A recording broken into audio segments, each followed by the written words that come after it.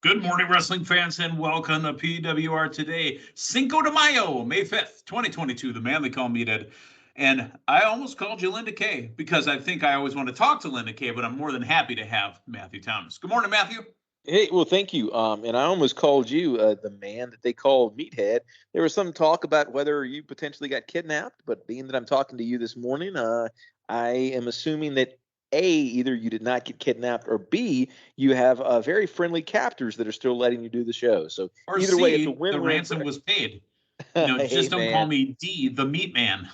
That name's already taken, right? That name is already taken. I mean, I feel like it's gimmick infringement every time I watch a little Dynamite. And the Meat Man, Johnny Hungy, starts talking about meat. He even had it written across the top of his shirt. Did you see that? He's the Meat Man. Yeah, I mean, a lot of people like their meat. Well, I know the women love my meat, and I know the women and the men love collar and elbow, Matthew. They do. And if you want to see what all of the fuss is about, head on over to collarandelbowbrand.com.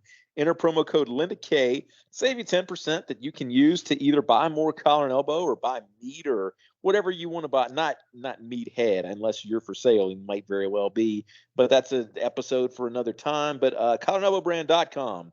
Available exclusively at collarandelbowbrand.com. Exclusively on the internet. Available on the internet.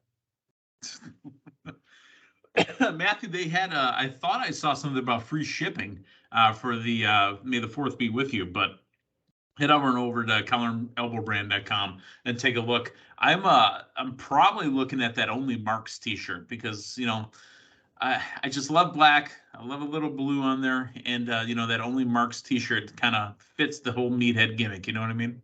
Yeah, and I mean it's kind of I think in the same font as OnlyFans, so it'll give you maybe some extra motivation to get that OnlyFans started up that we've been talking about. Well, I mean that's possible too. So let's get into the news first. NBC executive was Mike. What is this? Mike Pandit was on the Eric Bischoff show, Strictly Business, with Eric Bischoff, and they're talking about the advantages of AEW heading over to HBO Max. I found this to be an interesting article, and here's why. There's something that the Netflixes, the Disney Pluses, the Peacocks, the Paramounts, the Hulus, the Amazon Primes, they all go through this. It's called subscription fatigue, where they seem like they plateau.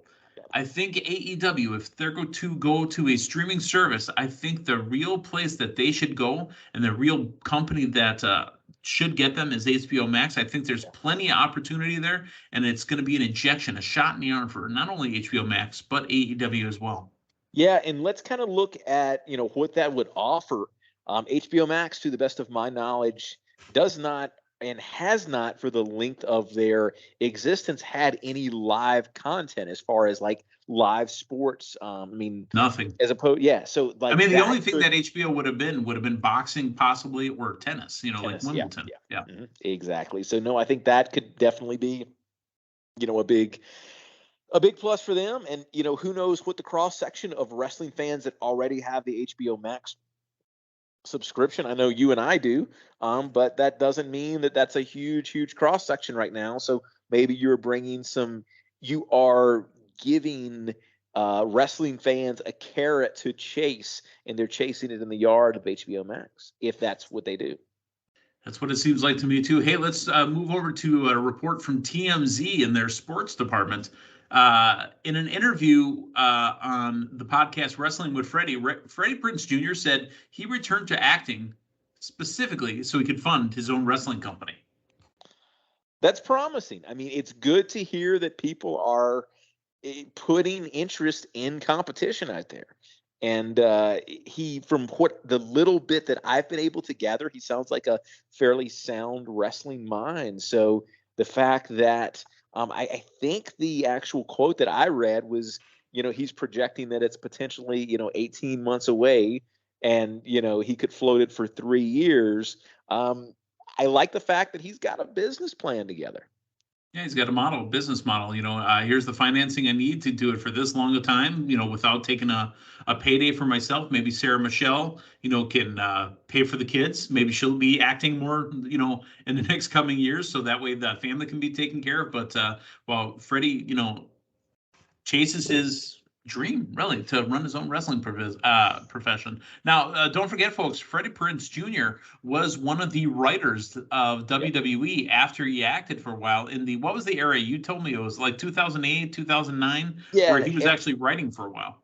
08-ish. I don't know when he stopped, but that chunk of years in there from 08 until like maybe 15 or something. I don't know when he necessarily stopped, but probably a few years before and a few years after the Monday Night Raw guest host era. Okay, fair enough, because he was a guest host too at one point, I believe. Yeah, anonymous GM era. Anonymous GM. you know what? You can say whatever you want to, man. At the very least, at least that era got us A, Bob Barker hosting Raw, and B, Pee Wee Herman hosting Raw. Bob Barker hosting The Price is Right on Raw was outstanding. Jericho playing the role of Adam Sandler, basically, and going after Bob Barker. The anonymous Raw GM with the sound bites, when Edge was talking to it back and forth. Remember, they had the podium there? Yeah. It got us heel Cole in the Pope Mobile. I mean, I was happy to be done with it. Yeah, you know what I mean? Yeah. Mm-hmm. No, it was a super gimmicky feel. Okay, let's go to something that's never really super gimmicky. It's AEW Dynamite. I want to start off by saying this, Matthew. They were at the Chesapeake Employers Insurance Arena in Baltimore, Maryland. I am glad that you are concurrent with me. You agree with me, because the first thing I said to you when we were doing a little pre-talk here is that was quite possibly the best lit wrestling show I have ever seen. Yeah. I thought the arena looked beautiful. I thought the fans looked beautiful. I thought the whole presentation of it just looked amazing. You and I have had this conversation before. I'm not sure how much of it on air or how much of it off air, but just the tendency, and I know some of it has to do coming out of COVID and getting fans back in, but really the tendency for Raw or for WWE and AEW to dimly light these crowds. I thought it was gorgeous. It was the most well lit crowd that I've seen in years. And my goodness, it was a pleasure to watch, because it felt like you were watching a major live sporting event. Yeah. Wow. It was great. Now, let's get into Dynamite for a second. And I didn't think everything in Dynamite was great. Okay. That was one of the things I absolutely loved. The show opened up with Jeff Hardy and Bobby Fish going one-on-one. And it was going to be for a chance in the Owen Hart Memorial Tournament. Yeah, I think this, I didn't necessarily know which way this would go. I didn't feel like Hardy losing here would be a big deal. I feel like it would have been a big win for Bobby Fish. But at the same time, Hardy loses, you can kind of make the case, they're doing the same thing WWE was doing, basically just having him as this veteran talent to put over everybody else, which is fine, but that was pretty much exclusively how he was being used there towards the end. Hardy with the win. However, what I really liked about this segment happened at the very end of the match. Yeah. Hardy's and the Bucks stare down each other, and Adam Cole on commentary for the Undisputed Elite. Adam Cole says, I would give my right leg or my left leg, I don't remember which leg it was, but to watch a Bucks Hardys tag team match. Is that coming at this pay-per-view? Is it coming a couple pay-per-views from now? Who knows? But I think that's what the Hardys are going to want before they leave this company. Let's see it once and let's make it spectacular. And I think it'll be a spectacular match. And I've historically kind of been hot and cold with the Bucks, but I think a Bucks Hardy match, Bucks can put on multiple matches that I really have no interest in, and then they can put on something that's in the running for the best tag team match that I've ever seen. And I think the Bucks pairing up with the Hardys would get us closer to the former than the latter. It was either JR or was Tony saying that this was the latter than the former. I think I messed that up. The one I said at the end. Yeah. So you're saying put a ladder in it. Right. Gotcha. But it was either JR or Tony that had said this, but really there's a bridge between those two teams, the favorite of the Hardys generation, the favorite of the Young Bucks generation. So yes, let's see it. I'm there and I want to watch it. Next match, Blackpool Combat Club in a 6-man against Butcher, the Blade, and Angelico. I like the little bit of story that I got here that said that Jon Moxley and the Blade have history from the Ohio Valley area. Yeah.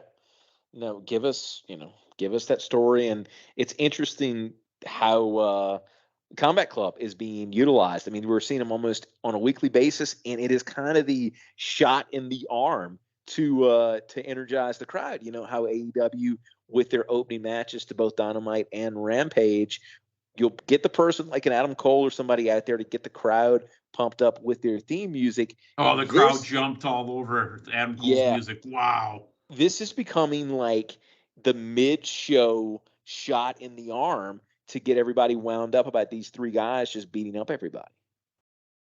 Let's make our way to Wardlow. Wardlow is brought out to no music, but the crowd, again, 100% credit to this crowd, even if they might die off by the end of the night. Their energy was there for Wardlow. They did Goldberg chants for Wardlow, and Wardlow walking in with handcuffs. Wardlow making his way to the ring steps with handcuffs, has him taken off. And again, we were teased that his opponent would be 7 foot tall, and you can't teach that. William Morrissey, W. Morrissey from Impact Wrestling, one of 2 Impact talents on the show last night. Wardlow might be the best thing that AEW has done as far as creative, because you look at a lot of your AEW talent that was established prior to AEW that are your traditional indie darlings that's going to get over in a federation like AEW. Wardlow looks more like a WWE guy. He looks more like what Vince would want to see, and not necessarily the first type of person that your AEW crowd would jump all over and enthusiastically push. But the way they have paired him up against MJF, the way they have told this story, the way AEW creative has gone about presenting Wardlow, he is over in a big, big way. And I think the Wardlow push and the Wardlow story probably speaks more to AEW creative than anything that company has done. Yeah, absolutely. I got to tell you, the guys running at Wardlow, when they started Wardlow, they were feeding Wardlow, these guys, the security guys that just hit. There was one where he hit him so hard he took out the next guy behind him and he landed on top of him. It looked a little devastating, but really well planned out, because after all those security guys were done, there was still one left in the ring. You know what? I'm going to pick this guy up, chuck him out, and hit the rest of them like a bowling ball. You know how we have the complaint about these stand and wait spots? Mm-hmm. I didn't know they were doing that because they didn't show me the guy standing and waiting. Right. Yeah, no, it can definitely be it can be filmed the right way where you don't feel like that. Shivani's in a ring is going to introduce the AEW World Champion, Hangman Adam Page. This is a tale of 2 sections, 2 parts of this little promo here, of this interview, this mic talk. Hangman says he would love to tell you that he's going to love and respect Punk, that he wants it to be an instant classic. He wants to have a handshake. Nope, there's not going to be a handshake or a Bret Hart masturbatory tribute match. That's right, masturbatory. Say that again, Matthew. Masturbatory. Apparently, Bret Hart masturbation matches is what Adam Page, thinks we're having. That right there, besides anything else that was said in this promo, saying Bret Hart and masturbation in the same sentence, apparently Adam Page is a heel now. I don't like it. I don't like it, and I mean, you're getting Bret. You're trying to get Bret Hart heat, man, and that's not cool. That's not cool. No, I don't like it. It's unneeded. It's forced, and this match is going to go the way it goes. I don't know which way that it's going to go, and you can make cases for it either way. Here's what this felt like, Meathead. And I get it. I don't necessarily, if you do nothing but shades of gray where there are no faces and no heels, that can backfire and put you in a not so great spot. That being said, I don't think you necessarily need to turn anybody at this point. And my goodness, this was a surprise. I don't feel like you need to make the crowd choose between these two. Although, let me throw this out there. Because it's so out of left field and because it's so unexpected and doesn't feel right, consider the fact that this is potentially a red herring. And, he goes into that match and doesn't necessarily fight a different style. And it is actually Punk at the end, out of desperation, who picks up the win with some heel tactics. That's not where they're leading you right now, but this just felt weird, and I can't figure out why they would do it. And this doesn't feel like traditional AEW storytelling. No, it doesn't make sense. It wasn't needed, and it's same masturbation, along with Bret Hart's name, wasn't right. I'm not a big Bret Hart fan. I'm not a big Bret Hart hater. I don't need to hear that. It didn't. It wasn't necessary. Where do you land on masturbation? That's another show for after midnight. Let's talk about the Chris Jericho and Santana grudge match. Boy, I love Santana and Ortiz. I really do. They need Eddie Kingston out there because remember, it's 5-on-2, the JAS against Santana Ortiz. Even when Kingston out there, it's 5-on-3. They got to find a way to even that up because winner by pinfall, Jericho and the JAS jumped Santana Ortiz and they just beat him down. Yeah. No, they need to even the odds a little bit, but no, it was fine for what it was. Not fine for what it was the Gun Club and the boy, oh boy, the Gun Club and the Acclaimed with Dad watching are all scissoring each other. Yeah, I think I may have missed that segment. Yeah, that's I don't know. I mean, it took somebody just didn't give somebody a high five one time and it catch on. It took a little while. So, maybe scissoring is the new thing. Maybe it's in the process of catching on. Maybe that's what you're going to do with your coworkers here in the next couple of years. Maybe that's going to become all the rage. Yikes. I hope not. All right. The Varsity Blondes are in the ring and about 17 different shots to John Harbaugh sitting at ringside. For those that don't know the story or didn't watch Dynamite last night or missed the 16 times it was referenced, John Harbaugh and Brian Pillman Sr. were college roommates when they played football together. Did you know that? Sounds like that probably would have been touched on Dark Side of the Ring, right? I knew it from somewhere. Yeah. But again, showing them over and over and over and over. This did nothing for me. This whole segment, I thought it was 20 minutes that I'll never get back. Yeah, I didn't mind the meat and potatoes of it. I like the fact that we're hopefully kind of getting a little bit of a payoff here, with where they're going to with Julia Hart. They went nowhere with it, though. Yeah, we got it teased. We didn't get the payoff. And then we got the Death Triangle came down. So we got nothing. Like I said, it went too long and did nothing for me.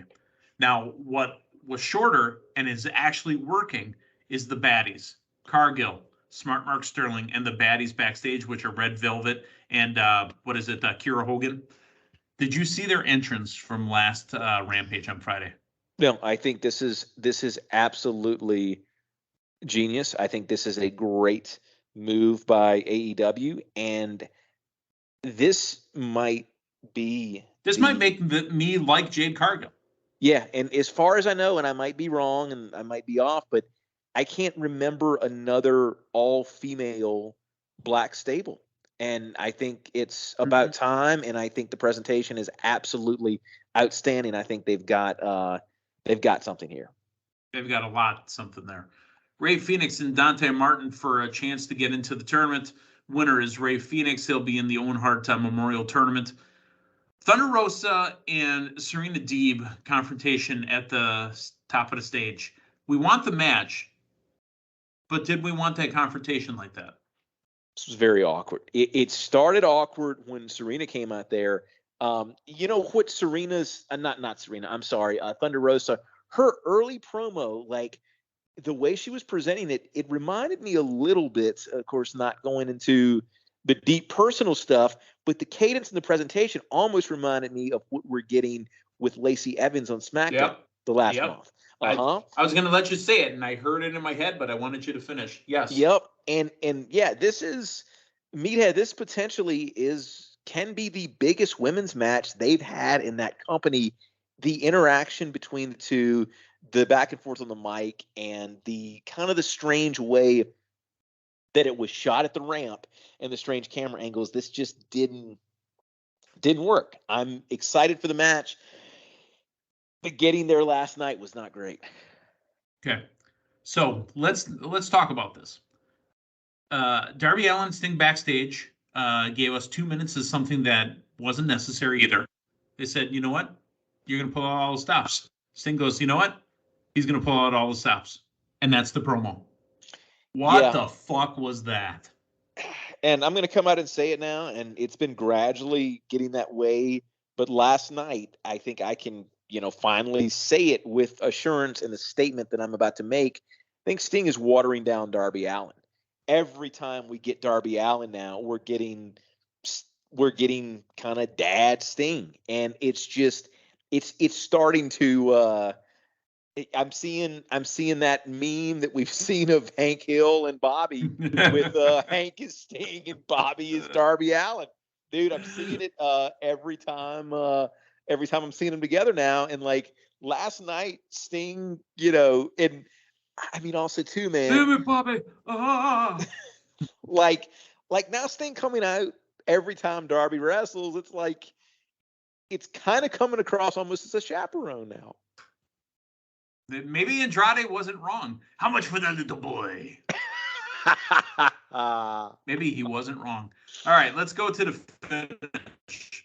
Women's Championship. Deanna, go ahead. Let me just throw this out there. I do hope at one point before it's over with, they reenact the scene from that King of the Hill episode where Hank catches Bobby smoking and makes him smoke an entire card. Oh yeah. Man, if Sting catches Darby smoking and makes Darby smoke it, that would be so great. All right, Ring of Honor Women's Championship, Deanna Purrazzo against the interim Ring of Honor champion, Mercedes Martinez. Matthew, I told you this before we went on the air, and I'm going to bring this on air now. I wanted us to not agree on everything that we say, because we need to disagree on occasion. I am about done with the Ring of Honor being on Dynamite. Yeah, on paper, don't mind it. The placement here did not work. And, I don't think that your AEW audience doesn't know who these people are, but I think there was a lack of necessarily caring about the outcome of this match. And here's what happened. And the reason I said the Darby Allin Sting stuff, because that's what intercepted the Ray Phoenix and Dante Martin stuff. Yeah. So it went from Darby and Sting, then the Thunder Rosa Serena, then to Deanna and Mercedes. That last half hour was all women's wrestling. I like women's wrestling. Yeah. But again, you know what? I understand Tony Khan owns Ring of Honor. I understand that. He's trying to put over the Ring of Honor talents. I don't tune into Dynamite to watch Ring of Honor. I want to watch Dynamite. I want to watch AEW. I want to watch AEW talents. I don't give a damn about the Forbidden Door. It's fun to talk about. It's fun to joke about a little bit. But at the end of the day, how many shows in a row now, Dynamite and Rampage, have we had the Ring of Honor, some title, some match, some whatever, taken over? They already have all these free agents that are on here over and over crowding up the roster. Now we got to deal with the Ring of Honor stuff too. I want AEW. And I think that, you probably would have had the same sentiment, but if you'd have had the Dante Martin match close the show, I think you'd have had a lot different of a crowd reaction to the way this went off the air. I don't know that the whole storyline with the two titles had ever really been discussed on Dynamite. So you've got a payoff that is your go home, that's your main event, and people really aren't sure what you're paying off. Remember we talked about that last week where we said, dude, look at they're killing the lead story here. Look, Deanna Purrazzo is going to be on Dynamite. And they barely talked about it. Go back and listen to what JR said, and I can't quote him verbatim, but like at the end of the show, he's like, well, that was a wonderful presentation by those two, and they finally got their ordeal clarified or something along those lines, You had mentioned to me that the crowd seemed dead during that main event. I think they lost their energy from all the energy expended throughout the rest of the night, because I thought that Baltimore crowd was absolutely fantastic. Fantastic. It was great, and you didn't put something on to close the show that they necessarily had a stake. Remember, they're not closing the show though. That's not closing it for the live audience, because they're going to be taping Rampage right after. But I mean, you close the show on TV, and I was scratching my head going, "What the hell was that?" Yeah. I literally, for the last half hour, went, I mean, I got Adam Page talking about, Bret Hart masturbating to, these two women's segments that just didn't do anything for me. Yeah, it was definitely, it seemed to hit a snag there in the last, in that final act. All right. Well, we are in the final act as well, Matthew. This Sunday, we're going to be doing the PWR draft for the 22-23 season. You are defending champion, Matthew Thomas. I hope you have your draft strategy all lined up. Linda Kay is coming after you, and I'd like to regain my title. So it's going to happen this Sunday, 11 Eastern, 10 Central in the morning, 11 a.m., 10 Central. In the morning, we're going to be broadcasting live, and you get to see these beautiful faces on Mother's Day. We're going to be some bad mother. And if you're spending time with your mother, what better way to spend quality time with your mother than to huddle around your laptop or your TV or wherever, your telephone or wherever you're watching this at, and say, "Hey, Mom, these are the guys that I really enjoy listening to on a weekly basis, and I'm going to get to see them. Let's spend some quality mother time." And you can have multi-generations. You can have your mother, your grandmother, your great-grandmother if she's still around. Oh, man, you can really bring families together with us. Fantastic. All right. For Matthew Thomas, I'm the man they call me. Tomorrow we'll have Linda Kay joining us. So long, everyone.